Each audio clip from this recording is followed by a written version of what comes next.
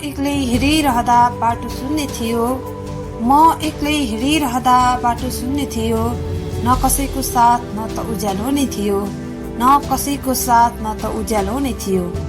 अगाडि बढ्न कदमहरू डराइरहेको थियो, अगाडि बढ्न कदमहरू डराइरहेको थियो।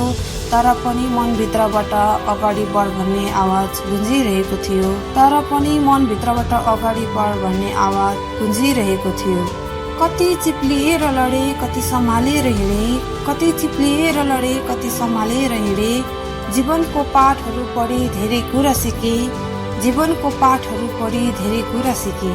आफ्ना पराई कस्तो हुँदो रहेछन् समस्यामा देखे, आफ्ना पराई कस्तो हुँदो रहेछन् समस्यामा देखे।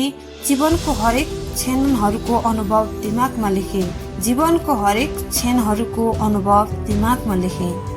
कुनै कक्षा थिएन तर पाठ गहिरो थियो, कुनै कक्षा थिएन तर पाठ गहिरो थियो। कुनै शिक्षक थिएन तर जीवन नै गुरु थियो, कुनै शिक्षक थिएन तर जीवन नै गुरु थियो। एक्लो यात्रा नै मेरो सबभन्दा ठुलो चुनौती थियो, एक्लो यात्रा नै मेरो सबभन्दा ठुलो चुनौती थियो। त्यही चुनौतीलाई पार गरेर भविष्य उज्जवल बनिदियो, त्यही चुनौतीलाई पार गरेर भविष्य उज्जवल बनिदियो। फेरि पनि म एक्लै हिँड्नेछु तर म हराउने छैन, फेरि पनि म एक्लै हिँड्नेछु तर म हराउने छैन। म फेरि सङ्घर्षले उठ्नेछु कसैसँग डराउने छैन, म फेरि सङ्घर्षले उठ्नेछु कसैसँग डराउने छैन।